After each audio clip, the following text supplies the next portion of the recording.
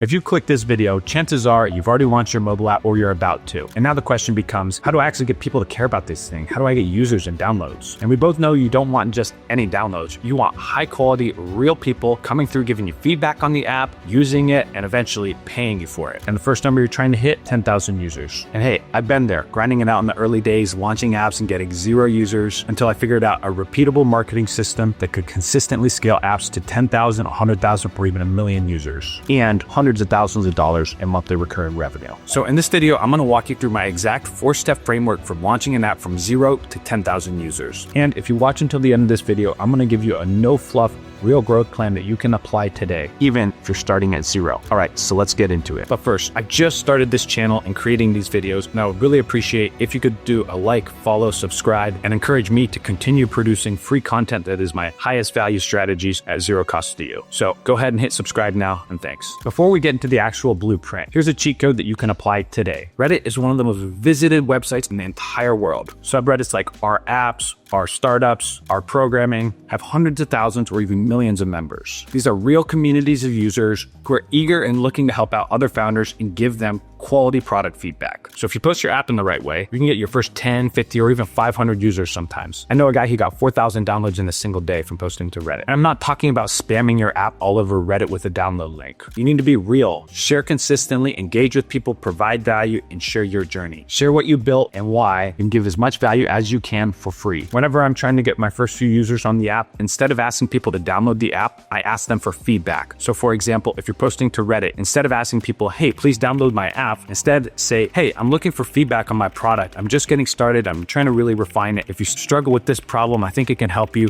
Let me know what you think. And by nature, people are gonna have to download it in order to provide that feedback. Everybody loves giving feedback because it makes them feel valuable because they're giving value to you. And it's a virtuous circle. I know founders who have gotten hundreds of thousands of downloads overnight from posting to Reddit. Some hit the front page and blew up overnight. So before we get into any of the strategies, start posting to Reddit, be human, add value, answer questions, and ask for feedback on your app. You can literally start getting users on your app within the hour. All right, so now let's talk about the actual app launch roadmap. Step 1, you're gonna wanna test your idea. Before you go all in with user acquisition, we gotta make sure people actually care about your app and wanna use it. So here's a strategy we always use to test new app ideas. I'm gonna give you 2 approaches that we like to use. Number 1, export all your contacts from Gmail. Draft an email that says, hey, I'm a new app founder, I'm on a big journey, and I would really appreciate your help if you could give me some product feedback. Try it out and let me know what you think. Okay, remember, ask for money, get advice. Ask for advice, get money twice. We're gonna ask for advice. We're gonna ask for feedback on how to improve our product. So you're just gonna take all your contacts in Gmail, break it into about 500 part blocks. So make your list a maximum of 500 people, and then you're gonna send BCC, remember, to BCC. I've accidentally done CC before, and 450 people all got each other's email addresses. It was a huge mess. People started promoting themselves to the audience. It was a mess, so don't do that. Make sure you BCC it and do a maximum of 300 to 500 contacts per send. And so you're just gonna send a personal email from Gmail to all of those contacts. If you don't know how to grab your contacts in Gmail, simply Google it. It will give you an AI description on how to do it. It takes 5 minutes. That will get you warm, cold, and hot customers who have some degree of connection with you and want to help you out because of that connection. My Gmail list is about 6,000 people, and so that could easily turn into a few hundred downloads. And remember, that's the key milestone to test your idea. You need at least 250 users on the app. Why? Because you want statistically significant data to show ratios and percentages that work in a micro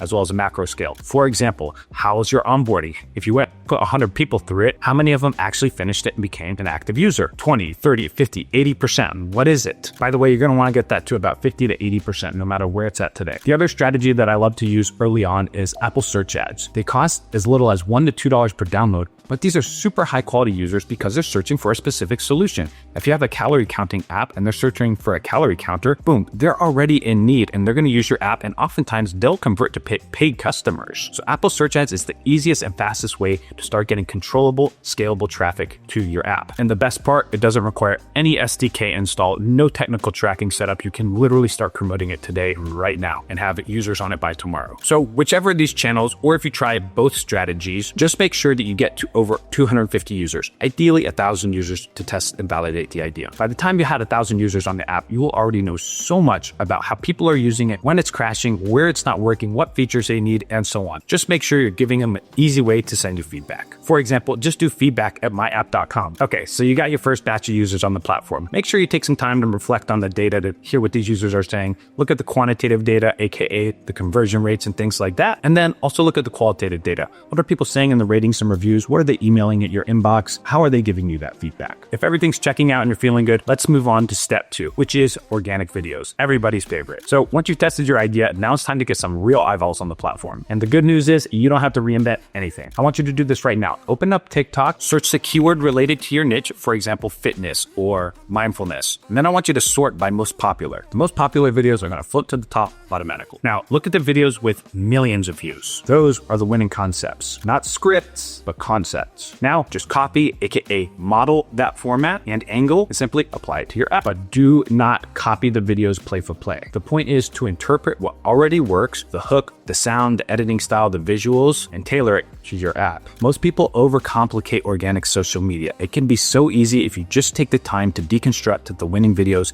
and rebuild them for your app. And the best part, viral videos from organic also make the highest performing ads, so you're getting a double play there. A lot of founders fail because they try to force their app into the content later, rather than starting with the content that users are already engaging in and applying that to their app. And then once you find an angle or a format that works well, next we're going to scale it with creators. Creators make the videos first, and you only approve the videos that you like. And then you own that content for life. This is how you can turn one winning video concept into 30 to 50 videos in a single week without burning yourself out. So filter out the creators by niche, vibe, and performance. Your goal isn't to hire influencers, it's to hire content producers. My favorite tool for this is called the TikTok Creator Marketplace. If you have an ad account there, most people can access it these days, and you can see all the creators, how much they're charging, recently high-performing videos, what their reach looks like, all kinds of cool metrics that make it really easy for you to find a good fit creator. If you don't have access to that, you can easily find them on sites like Fiverr just by searching UGC creator. Once you got some badass content, then it's time to move to amplifying your reach through ads. So that brings me to step 3, scaling with ads. Organic growth gets you started and gets you some great learnings, but paid ads are really what gets you the results. And since you're already creating organic videos, just take your top performers from the organics, the ones that already did well, and run those as ads. A little known fact is that you do not have to be direct and on the nose about your app. We can actually just slide it in as a minor mention in an organic video,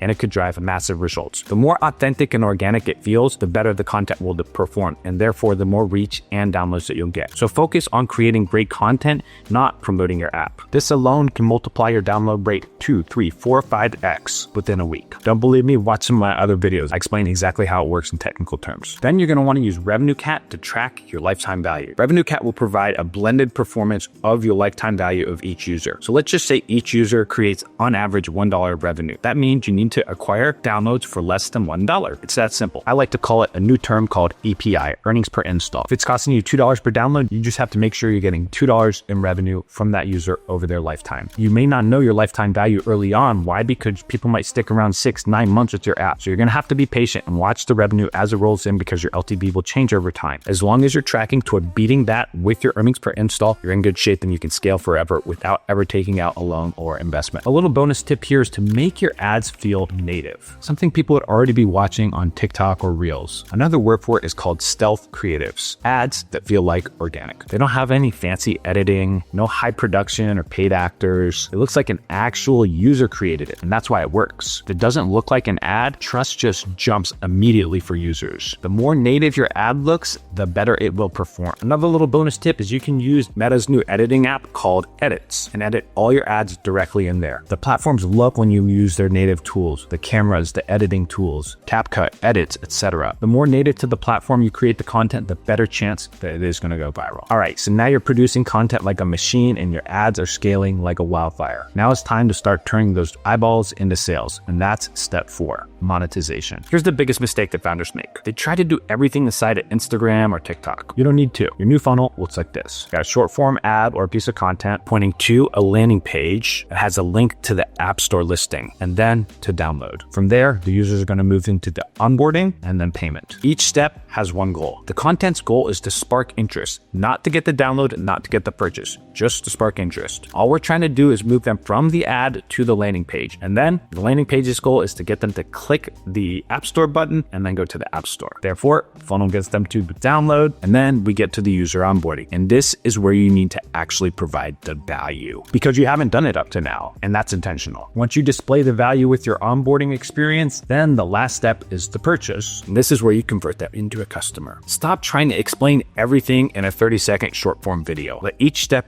do its part of the job. This is why simple 3-second, 7-second videos beat high production, high edit quality videos every day of the week. Now, this whole system is a loop that never ends. Finding new viral concepts, doing market research, testing new organic videos, refreshing your ads, improving the onboarding, and retesting that content. Boom, you got your content machine. And it's giving you direct feedback on performance all the way through, so you're gonna get a ton of data on what actually works for your niche and your app. And that is how apps hit their first 10,000 users. This is also the base foundation for getting them to 100,000 users. All that changes is the volume and the velocity. This is also how some apps scale to over 1 million. So don't overthink it, don't overcomplicate it. KISS, keep it simple, stupid. If you've enjoyed this video, make sure to click subscribe below, and I'll continue to put out new fresh content to help you scale your app faster every week. Until the next one, go build something great.